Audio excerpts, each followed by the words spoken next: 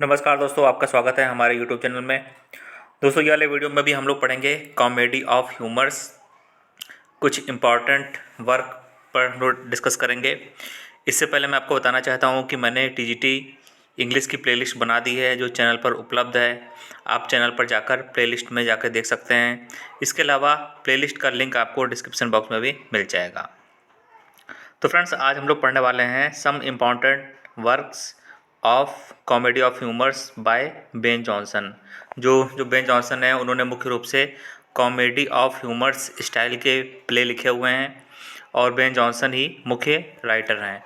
तो चलिए देख लेते हैं इनके कौन कौन से प्लेज हैं जो इम्पॉर्टेंट हैं और एग्ज़ाम में आ सकते हैं। सबसे ज़्यादा जो फेमस है वो है every man in his humour. ये प्ले बहुत ही इंपॉर्टेंट है, इसका नाम आप लोग याद रख लें। और इसको किसने लिखा है? बेन जॉनसन ने इसको लिखा हुआ है। उसके बाद है every man out of his humour. ये भी लिखा है बेन जॉनसन ने। जो नेक्स्ट है वो है द मैग्नेटिक लेडी और ह्यूमर्स रिकॉन्साइल्ड। ये भी लिखा है बेन जॉनसन ने। जो नेक्स्ट है वो है सिंथियास रिवेल्स और the fountain of self love. ये भी लिखा है बेन जॉनसन ने।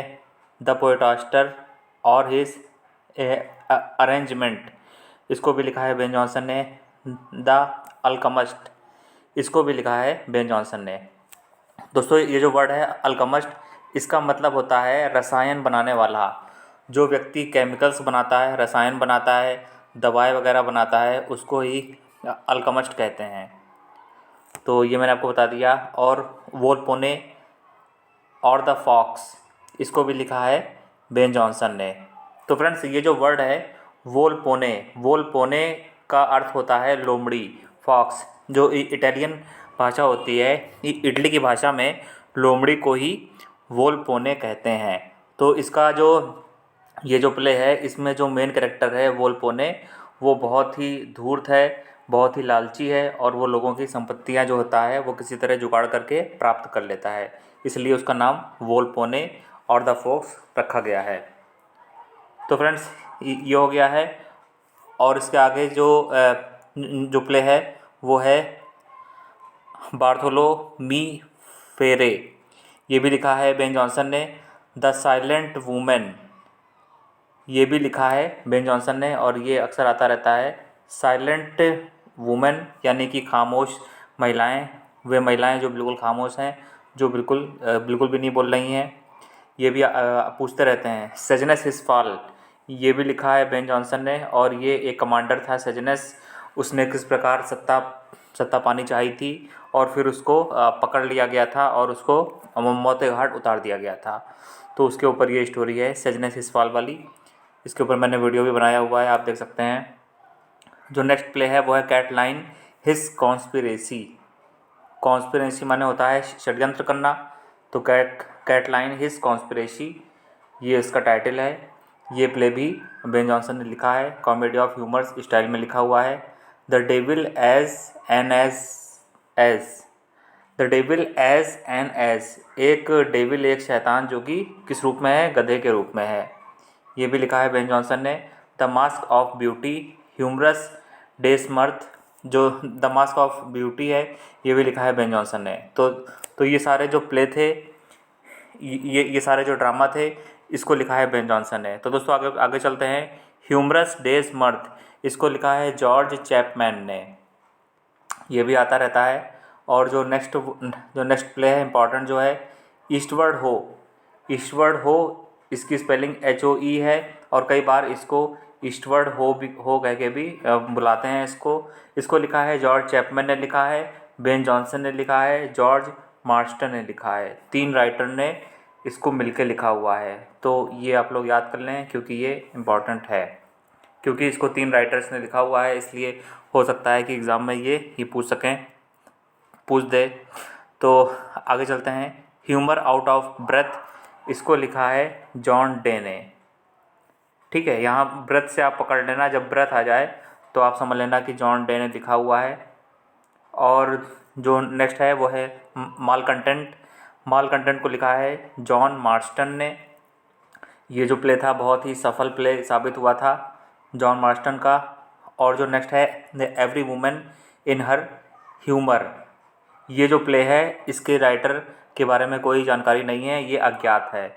और जो लोग जिस प्ले के बारे में कोई जानकारी नहीं होती है किसने लिखा है, उसको कहते हैं एनोनिमस, यानी गुमनाम। इसके बारे में पता नहीं है कि ये जो प्ले है किसने लिखा हुआ है।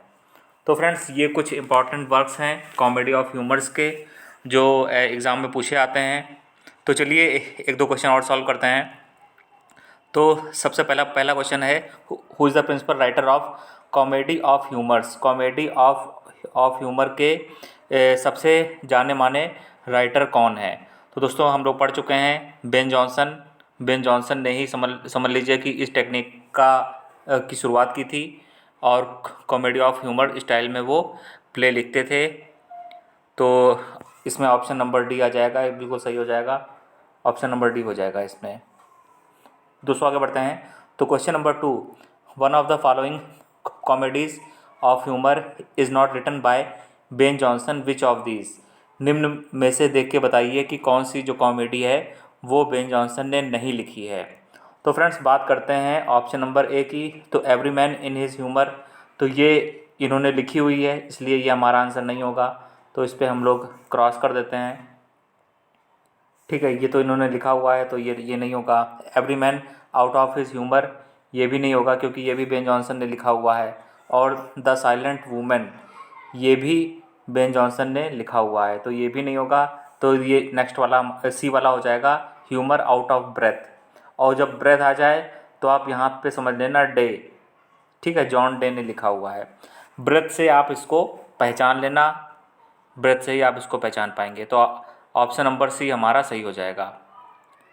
तो जॉन डे के बारे में चलिए थोड़ा सा आपको बता देते हैं। John Day was an English dramatist of Elizabethan and Jacobean period. John Day जो थे वो एलिजाबेथन और जैकोबियन का जो काल था, युग था, उस समय के नाटककार थे। और इनका जो जन्म वगैरह हुआ है ये आप यहाँ पर देख सकते हैं।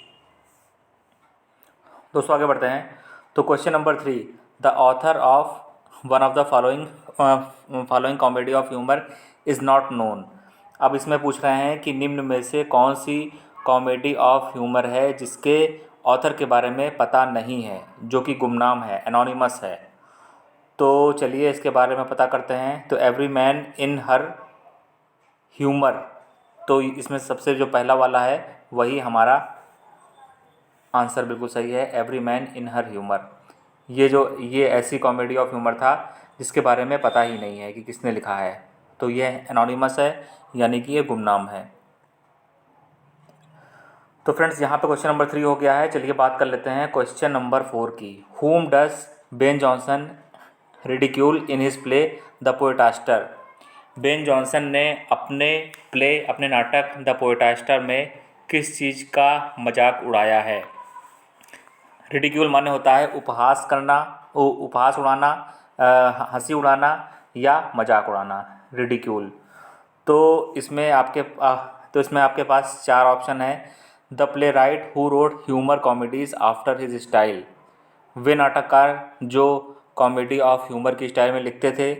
सेकंड वाला है the poets who posed to be critic, वे कवि जो अपने आप को समीक्षक बताते थे। ऑप्शन नंबर सी है the inferior poet of his day, निम्न स्तर के कवि जो उस दौरान होते थे बेन जॉनसन के समय में। ऑप्शन नंबर डी है the poets who tried to write plays, वे कवि जिन्होंने नाटक लिखने का भी प्रयास किया। तो दोस्तों सही जवाब है C, the inferior poets of his day. Ben Jonson के समय पे कुछ ऐसे निम्न स्तर के कवि थे जो ना ही मशहूर थे, ना ही उनके वर्क को कोई पहचानता था, पर वो बहुत शेखी बखारते थे और वो अपने आप को बहुत ही महान बताते थे। तो बेन जॉनसन ने द पोएटास्टर नाम का जो प्ले है उसमें बेन जॉनसन ने क्या किया है, good poets of Elizabethan age have been admired, जो अच्छे कवि हैं उनकी तो प्रशंसा की है, लेकिन bad poets have been criticised, लेकिन जो बुरे पोएट हैं। अब दोस्तों बुरे पोएट से यहाँ पर वो मतलब है कि कुछ पोएट ऐसे थे जो बहुत अच्छा नहीं लिख पाते थे, उनके अंदर ज़्यादा टैलेंट नहीं था, बहुत अच्छा काम, बहुत अच्छी कविताएं नहीं लिख पाते थे, परंतु वे अपने आप को बहुत ही महान बताते थे, महान समझते थे, तो उनको ही बैड पोएट कहा गया है। तो द पोएटास्टर नाम का जो प्ले है उसमें बेन जॉनसन ने उन निम्न स्तर के जो पोएट थे उनके ऊपर चोट की है, आलोचना की है, और जो अच्छे वाले हैं उनकी तारीफ़ की है। और जो ये वर्ड है द पोएटास्टर, ये एक डेरोगेटरी वर्ड है, यानी कि दूसरे को नीचा दिखाने वाला शब्द है पोएटास्टर, ठीक है। ये कोई पॉजिटिव वे में नहीं लेते हैं। इसका जो मीनिंग होता है वो निगेटिव सेंस में लिया जाता है, और इसका यही मीनिंग होता है बैड और इन्फीरियर पोएट, ऐसे पोएट जो ज़्यादा काबिल नहीं हैं, जिनके काम को कोई भी तारीफ़ नहीं करता है। दोस्तों ये हो गया है। चलिए बात कर लेते हैं क्वेश्चन नंबर 5 की। John Marston wrote a comedy of humours which of these. John Marston ने कौन सी कॉमेडी लिखी है? तो दोस्तों जॉन मार्स्टन जाने जाते हैं माल कंटेंट प्ले के लिए, ठीक है। माल कंटेंट, तो ऑप्शन नंबर बी हो जाएगा माल कंटेंट। माल कंटेंट का अर्थ होता है बागी, विद्रोही, ठीक है। ये आप लोग जान लीजिए। माल कंटेंट का मीनिंग होता है बागी, विद्रोही, वो व्यक्ति जो समाज के सिस्टम से संतुष्ट नहीं है। The Malcontent is an early Jacobean stage play written by dramatist and satirist John Marston in 1603। The play was one of the Marston most successful work. और ये जो प्ले था ये बहुत ही सफल हुआ था, इसको लोगों ने बहुत पसंद किया था, ठीक है। माल कंटेंट ये आप लोग याद रखिए। और जो जॉन मार्स्टन थे वो क्या थे? ड्रामाटिस्ट थे, नाटककार थे और सैटायरिस्ट थे, यानी कि व्यंग्यकार थे, व्यंग्य लेखक भी थे, दूसरे के वर्क की समीक्षा भी करते थे। तो दोस्तों ये हो गया है। चलिए बात कर लेते हैं क्वेश्चन नंबर 6 की। In which comedy of Ben Jonson captain Bobadill appears as a character. Ben Jonson की कौन सी कॉमेडी में कैप्टन बोडाडेल का किरदार आता है?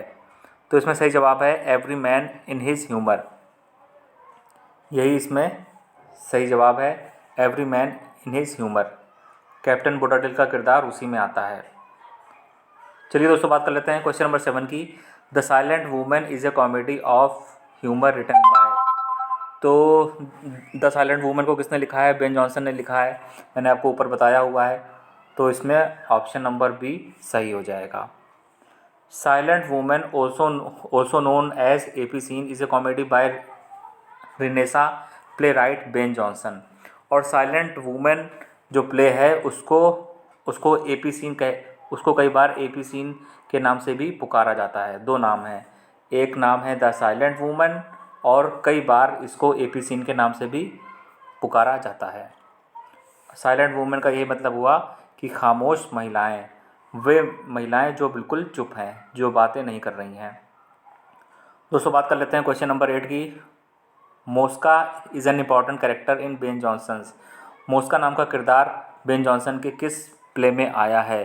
तो वोल्पोने द फॉक्स में आया हुआ है मोस्का का किरदार। और मैंने आपको बताया है कि जो इटालियन भाषा है उसमें लोमड़ी को ही वोल्पोने कहते हैं, ठीक है।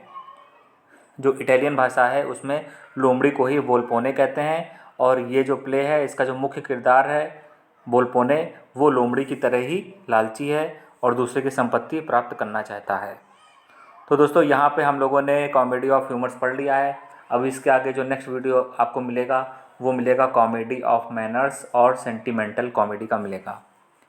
दोस्तों ये वीडियो पसंद आया है तो कमेंट करके बताएं, लाइक करें, चैनल को सब्सक्राइब करें और वीडियो का लिंक अपने दोस्तों को भी शेयर करें।